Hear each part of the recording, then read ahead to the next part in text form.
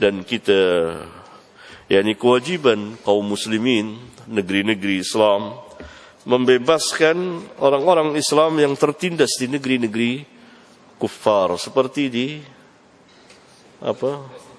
Myanmar, ya, Rohingya.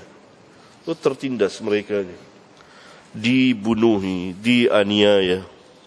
Begitu juga di Palestina, ya, ditindas. Karena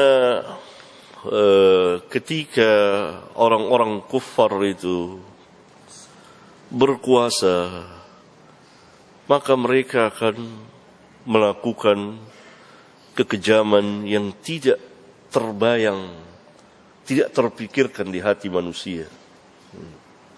Kekejaman yang luar biasa, penyiksaan.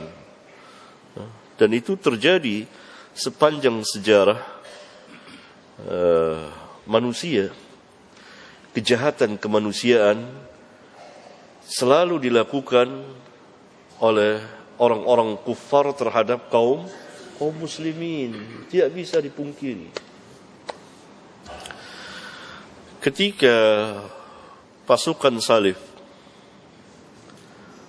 pada tahun 492 Hijriyah memenangkan Palestina, menguasai Baitul Maqdis. Kan perang salib mulai pecah kira-kira tahun 480-an. Akhir 480, kurang lebih. Karena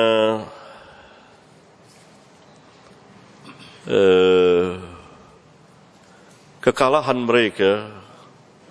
Ingat, saya pernah menceritakan tentang Kaisar Romawi, Armanus. Terjadi pada tahun 463 Hijriyah.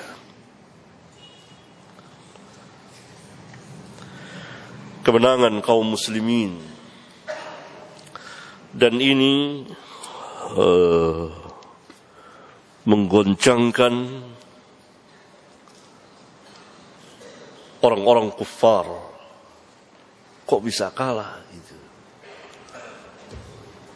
dengan pasukan yang pernah saya ceritakan, pasukan yang banyak sekali.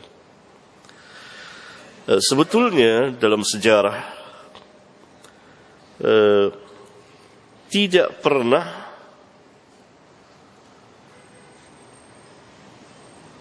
orang-orang kufar, khususnya pasukan salib, menguasai kaum muslimin. Mereka selalu kalah, walaupun dalam sebagian waktu pernah menang. Selalu mereka terkejut dengan kekalahan-kekalahan mereka, sehingga kalap, panik. Ini terjadi, terbukti dalam sejarah Al-Khulafa Ar-Rashidin Al-Mahdiyin ridwanullah alaihim jami'an, yang mengalahkan Romawi, yang memiliki kekuasaan di daerah Syam, dikalahkan oleh para sahabat. Kita baca dalam perang Yarmuk, sehingga mereka hilang kekuasaannya di negeri Syam sejak itu, dan tidak pernah berkuasa lagi di negeri Syam kecuali ketika mereka merebut Baitul Maqdis tadi itu. Pindahlah kekuasaan mereka, orang-orang Romawi, di mana? Konstantinia. Masuk wilayah Eropa.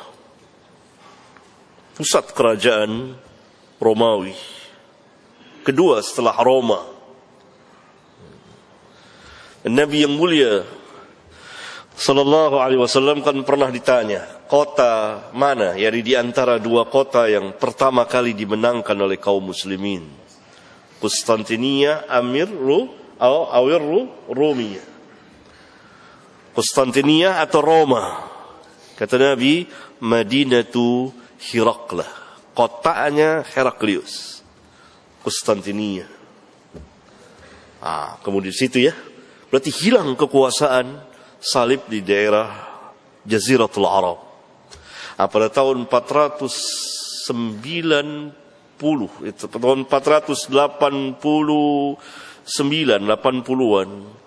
bergeraklah mereka dari Eropa, pasukan Frank, orang-orang Eropa ini bergerak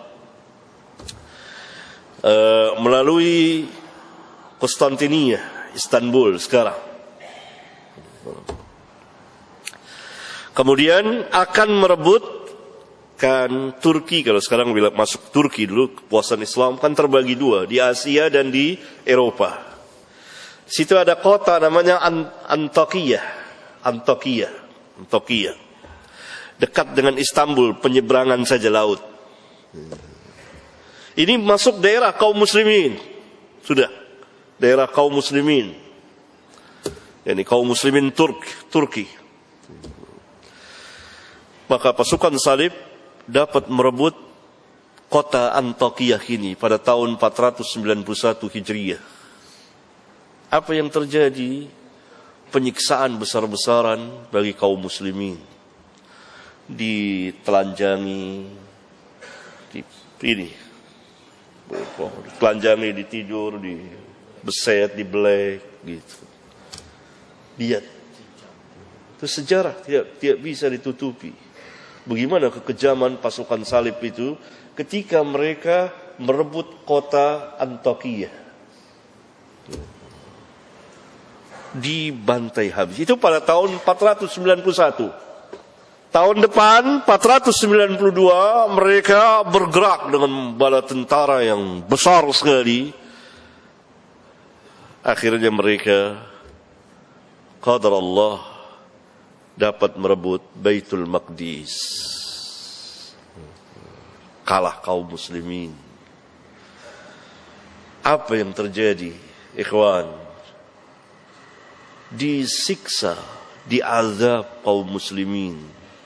Berapa jumlah yang mati saat itu? 70.000 orang kaum muslimin. Tidak luput orang-orang Yahudi pun disiksa oleh pasukan salib. Dimasukkan ke gereja mereka, dibakar hidup-hidup. Ada amma kaum muslimin disembelih, apa semuanya. 70.000 orang disiksa habis. Menangislah dunia Islam saat itu di seluruh dunia, sampai kabar ke Baghdad, orang menangis semuanya. Allahu Akbar. 492 Hijriah. Tahun yang tidak pernah dilupakan oleh kaum muslimin ketika pasukan salib merebut Baitul Maqdis. Mulai terjadi peperangan. Singkatnya, hampir 1 abad ke depan. Jadi pada tahun 580-an ya. Hampir 1 abad direbut kembali Baitul Maqdis oleh Sultan Salahuddin Al-Ayyubi. Namanya Yusuf. Salahuddin adalah gelar, laqab. Ya.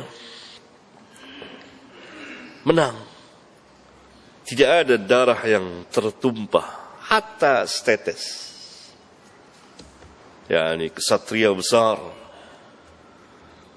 Pulanglah pasukan salib. Hilang lagi kekuasaan mereka di Syam. Pada masa Al-Khulafa Ar-Rasyidin, mereka berkuasa di Damaskus. Hilang. Lenyap. Kemudian 5 abad lamanya baru mereka bisa menguasai Palestina. Seabad kemudian hilang lagi. Berarti 1 abad kaum muslimin menunggu. Peperangan terus. Sampai puncaknya, akhirnya kalah pasukan salib itu. Nah, terpisahlah daerah. Kaum muslimin menguasai itu.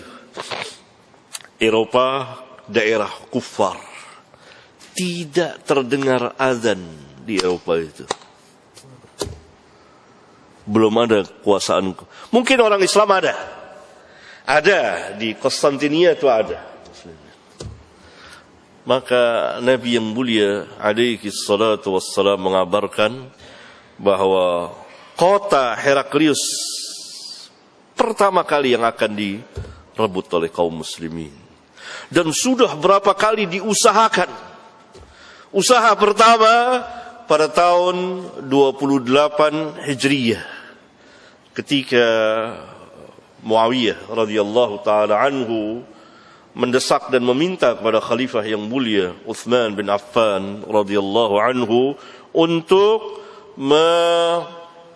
buat armada laut pertama dalam Islam, merebut kota Konstantinia itu. Diizinkan oleh Utsman. Umar tidak mengizinkan saat jadi khilafah, karena kaum muslimin masih sedikit jumlahnya. Kalau nanti terjadi sesuatu di lautan, lepas, habis kaum muslimin. Siasahnya Umar, belum saatnya. Pada zaman Utsman, iya. Maka Muawiyah panglima pertama Laksamana ya, angkatan laut yang memimpin pasukan perang, dan di bawahnya beberapa sahabat besar ikut. Tapi tidak berhasil merebut. Kemudian saat Muawiyah menjadi khalifah pada tahun 51 Hijriyah, maka dia mengutus lagi anaknya Yazid bin Muawiyah untuk berangkat bersama juga para sahabat sebagian yang masih hidup, dan ditunjuk panglimanya Yazid untuk merebut Konstantinia. Terjadi peperangan tapi tidak juga berhasil. Tetaplah Konstantinia berada di Eropa, kota yang megah ini dan pusat kerajaan salib. Sabda Nabi pasti benar, hakun. Ma yakhruju, yani ma kharaja minni illa haqqun, tidak keluar dariku melainkan kebenaran. Wa ma yantiqu anil hawa in huwa illa wahyu yuha. Maka khilafah berganti dengan khilafah dinasti Utsmaniyah. Ini bukan keturunan Utsman bin Affan, walaupun namanya Utsman, tapi Utsman keturunan Turki, bukan Utsman. Terbayang mungkin antum gambarannya dinasti atau khilafah Utsmaniyah, dari keturunan Utsman bin Affan. Bukan. Ini Utsman lain, ini Utsman bin Affan, orang Quraisy, ini orang Turki, Muslim. Maka di antara keturunannya adalah Muhammad Al-Fatih yang jadi sultan pada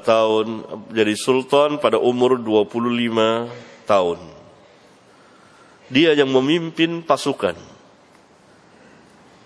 Kan dekat daerah kekuasaan kaum muslimin, tinggal nyebrang saja ke Istanbul namanya. Maka berangkatlah kaum muslimin itu, geger itu, ketakutan setengah mati pasukan salib. Akhirnya singkat cerita dapat direbut.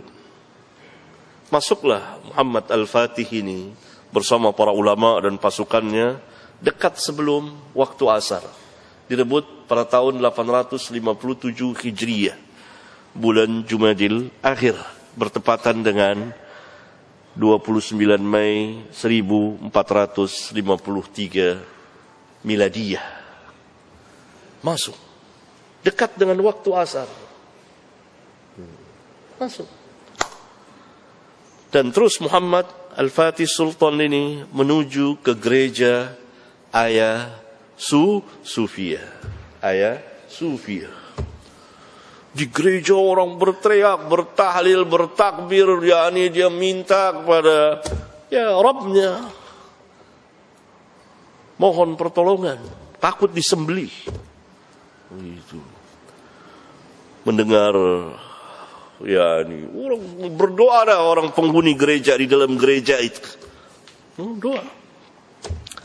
Dahulu kaum muslimin berada di masjid berdoa, pasukan salib masuk, disembeli-sembeli mereka itu. Masjid Al-Aqsa dijadikan kandang kuda. Apa yang diperbuat oleh kaum muslimin ketika mereka menguasai Konstantinia? Tidak ada setetes pun darah yang tumpah.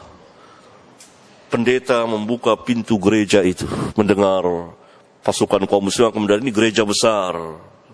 Masuk Muhammad Al-Fatih. Apa yang dia perbuat? Dia perintahkan orang-orang Kristen itu, lanjutkan sholatnya. Selesaikan sholatnya. Allahu Akbar. Dia diam saja. Muhammad Al-Fatih itu bersama pasukan yang melihat dulu, selesaikan. Ya tentu sudah tidak khusyuk lagi, sudah. Tapi tidak diganggu. Setelah selesai, pulang ke rumahnya baik-baik. Pulang. Dengan aman. Pulang ke rumah. Masuk waktu asar. Perintahkan azan. Salah seorang ulama kalau nggak salah azan. Sejak itulah Ayah Sofia berganti dari gereja menjadi masjid. Dan salat yang pertama, salat asar di Konstantinia itu. Kemudian Muhammad mengganti namanya Istanbul, yang artinya Madinatul Islam, kota Islam. Itu. Apa yang terjadi, kawan? Apa yang terjadi, ikhwan? Berita seperti kilat di Eropa itu. Pertama kali kerajaan Islam ada di Eropa. Di daerah kekuasaan salib. Berkumandang adzan.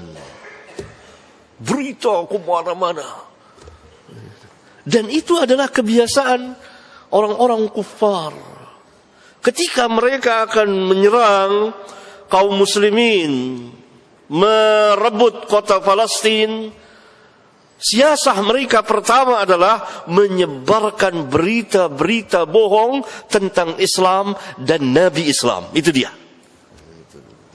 Sehingga mempengaruhi ratusan ribu orang-orang Kristen. Bahwa kaum muslimin itu adalah begini dan begitu. Tidak ada satupun pintu kebohongan melainkan mereka masuki. Begitu juga ketika kaum muslimin merebut Konstantinia dan berganti nama dari Konstantinia menjadi Istanbul, maka disebarkanlah berita bohong di Eropa itu. Tapi Daulah Utsmaniyah mempunyai kekuatan besar. Dan ini merupakan kabar gembira bagi kaum muslimin. Pertama kali setelah 800 tahun Nabi SAW bersabda. Dan ini bukan pembukaan besar, ini pembukaan kecil. Kemenangan besar nanti puncaknya pada zaman datangnya Dajjal. Itu akan kaum muslimin akan memenangkan lagi Istanbul untuk yang kedua kalinya. 857 tahun kemenangan kaum muslimin, berkumandang azan di Eropa, dan orang-orang Eropa tidak habis pikir, stres mereka. Kok bisa menang? Gitu. Kok kalah?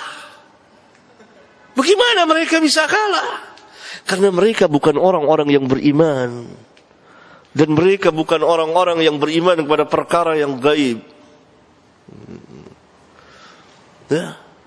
Saat itu terjadi kegemparan di dunia Eropa, dunia Kristen. Sekarang kaum muslimin langsung berhadapan dengan mereka. Di daerah mereka, di benua mereka. Kok Konstantinia bisa direbut? Kemenangan yang gilang gemilang. Dan tidak ada setetes pun darah yang tumpah.